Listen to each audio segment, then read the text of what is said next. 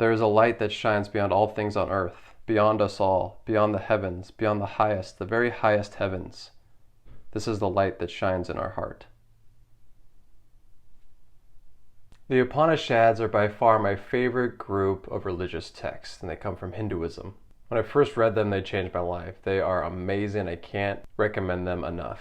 Upanishad means to sit down near, which refers to a student sitting near a guru or master and receiving spiritual knowledge from them. And they signify the transition from what the Vedas were, which are very heavy in ritual and religious practices, and the Upanishads deal much more with the religious ideas and philosophies. The main one being the relationship between Atman and Brahman. Atman is the individual spirit or soul, and Brahman being the creator or the universal spirit or soul. And really what it's saying is that they're one. They're actually the same thing. The spark of the creator, the one light within everything, is within each Atman, which is within each individual soul.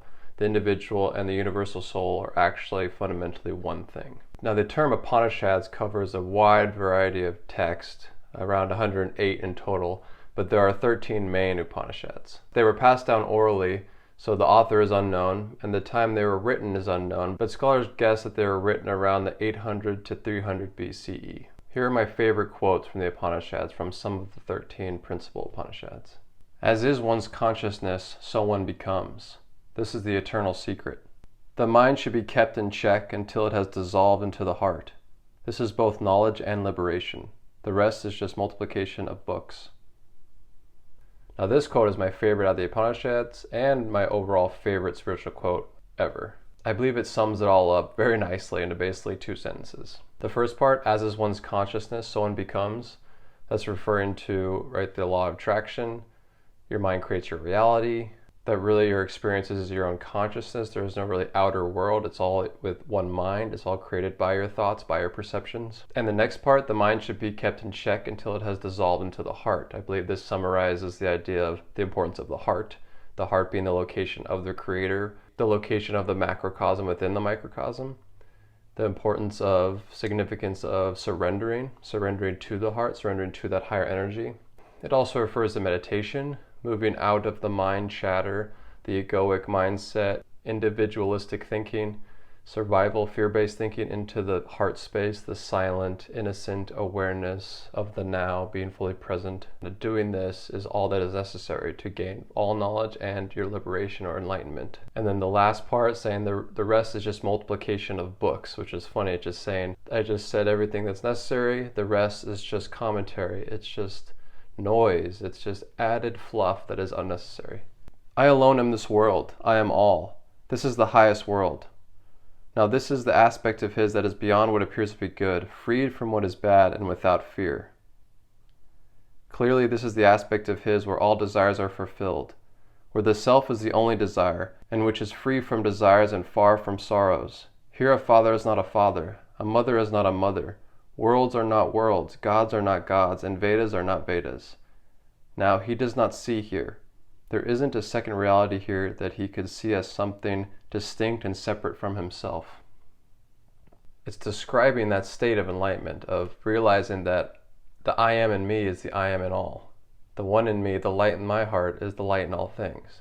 It's the realization and experience of unity. All desires are fulfilled. There's nothing that's wanted because you realize that all is one. I alone am this world. This I am presence within me is everything. A father is not a father. A mother is not a mother. So what appears as these distinct and different things in this true state, is the realization comes that it's not those things. It's really the one God. It's really all this one light. So vision of unity is that really that's not just a tree. A tree is not a tree, right? A dog is not a dog. That is God. That is God. It is here. It is there. It is everywhere. This oneself is all. This quote is an attempt to describe that indescribable experience of unity. See the self in all.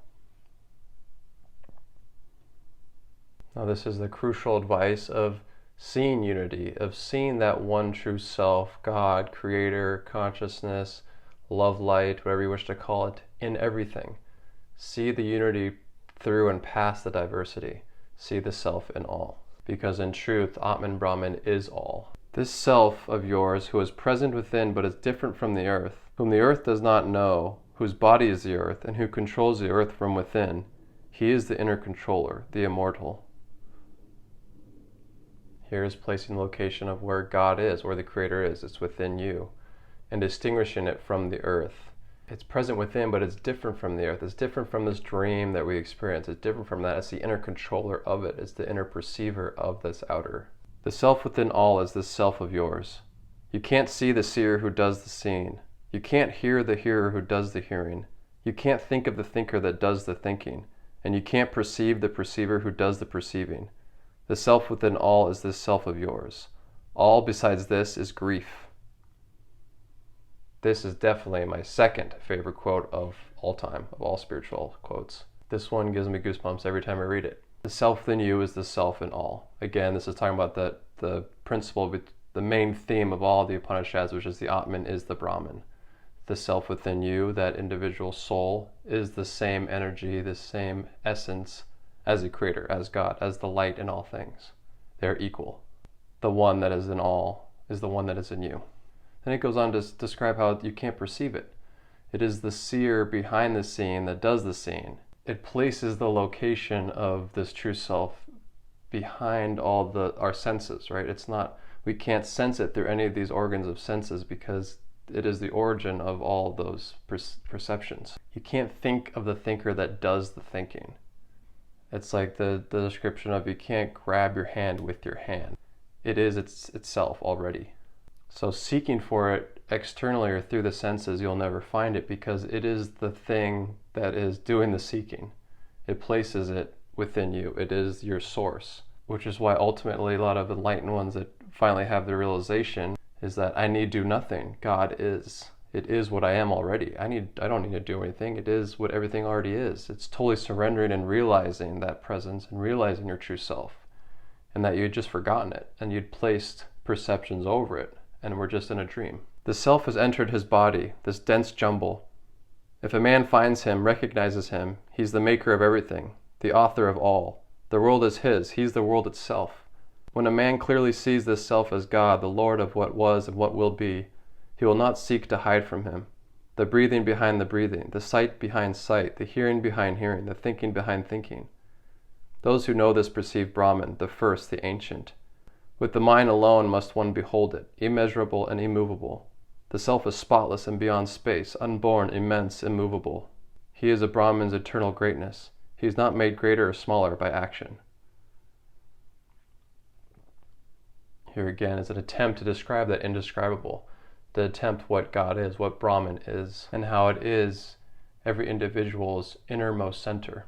It is large, heavenly, of inconceivable form, yet it appears more minute than the minute. It is farther than the farthest, yet it is here at hand. It is right here within those who see, hidden within the cave of the heart. This again is so beautiful because it's saying how it's indescribable. It's the farthest than the far. It's the closer than the closest. It's trying to describe that which you can't describe. And most importantly, it places it again within the heart, within the individual's heart. It is right here within the cave of the heart, this light that is in all things. The light within the heart is the light in all. Whatever is down here, the same is over there. And what is over there is replicated down here. From death to death he goes, who sees here any kind of diversity. With your mind alone you must understand it. There is here no diversity at all. This is describing that state of unity, of realizing the unity of everything. What's over there is the same over there. What's over here is the same over there. Everything is in fact one light. And it also describes the belief of the reincarnational process. If you keep thinking everything's different, you'll keep being reborn. To get out of the samsara or the cycle of reincarnation, you must realize that there's really no diversity here at all. That is all really one mind, one self, one spirit. From death to death he goes, so from lifetime, he'll keep getting be reborn to learn that lesson of that everything is one, there is no diversity. The self cannot be won by speaking, nor by intelligence or much learning. It can be won by the one whom it chooses. To him the self reveals its own form. This brings up an idea that it comes up again and again from other spiritual masters as well, is the idea of surrender. If you can't learn it, you can't research it, it's beyond the mind, it's beyond the logic. It's only when the self, the true self, Brahman, reveals itself to you. So it is a surrender to it. It is not a grasping for understanding. It's a letting go and surrendering and remembering what all really is. It cannot be won by speech or mind or eye. How can it be grasped in any other way than by saying, it is? When it has been grasped so, it is, its real nature becomes clear. Again, same idea as the previous one, is it can't be understood logically. It's only a moment of realization of it is, it already is, God is, Brahman is. It's only a totally surrendering, letting go of. It is already what everything essentially is. It is oneself which one should see and hear, and on which one should reflect and concentrate. For by seeing oneself and by reflecting and concentrating on oneself, one gains knowledge of this whole world.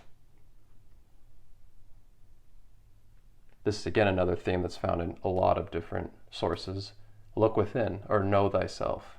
The one God hidden in all beings, pervading the universe, the inner self of all beings, the overseer of the work, dwelling in all beings, the witness, the spectator, alone, devoid of qualities, the one controller of the many who are inactive, who makes the single seed manifold, the wise who perceive him abiding within themselves, they alone, not others, enjoy eternal happiness. So look within, know thyself, because your true self is the true self within everything. And true happiness comes from that realization. Can there be anything not known to that who is the one in all? No one, no all. Another quote pointing to where you should look to realize things, to have full understanding, is know the one thing, it solves everything else. It answers every other question. When a man comes to know that highest Brahman, he himself becomes that very Brahman. And this one's a similar idea expressed by Yeshua, or Jesus, which is, I and my Father are one. The Christ, or the Son of Man, and the Father are one. The individual, when they realize Brahman, they become the Brahman. They realize that they are this one spirit. And this one's probably the most famous and well-known quote from the Upanishads, and that's Tattvamasi, or thou art that. And this is referring to the one that's in you is the one in everything, right? You are that. I am that I am, or you are that I am. You are that which you seek for. You are the spirit, the universal spirit within everything. He who was born before heat, who before the waters was born, who has seen through living beings, entering the cave of the heart, one sees him abiding there. When one sees him, both the high and the low, the knot of one's heart is cut, all doubts are dispelled, and his works come to an end. And that high golden container is Brahman, stainless and partless, the brilliant light of lights. This is what they know, those who know the self. There the sun does not shine, nor the moon and the stars. There lightning does not shine. Of the common fire need we speak. Him alone, as he shines, do all things reflect. This whole world radiates with his light. This is a very beautiful passage, in my opinion. And it's describing again that experience of unity, that enlightening, awakening moment of seeing the Brahman or God or the love light in everything. Everything reflects and shines that light.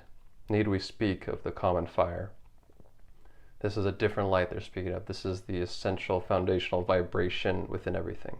As the innermost self of all, he dwells within the cavern of the heart. The Lord of love is the one self of all. Realize the self hidden in the heart, and cut asunder the knot of ignorance here and now. Bright but hidden, the self dwells in the heart. He is the source of love and may be known through love, but not through thought. He is the goal of life. Attain this goal. Realize him as the one behind the many and stop all vain talk. The self reveals himself to the one who longs for the self. I love this quote. I adore it because it places the importance on love. How you cannot reach realization through thought alone. You'll never be able to grasp it with thought. You have to go approach it with love, with a surrender and with a loving energy. Realize it that as the one behind the many and stop all vain talk. It's a feeling of humility, of surrender to the one behind the many. You're melting into that energy that is all. The self reveals himself to the one who longs for self. So the importance of devotion, of loving so much, of almost a desperation feeling, of having that realization again, of fully remembering what you are and what everything really is. Thank you.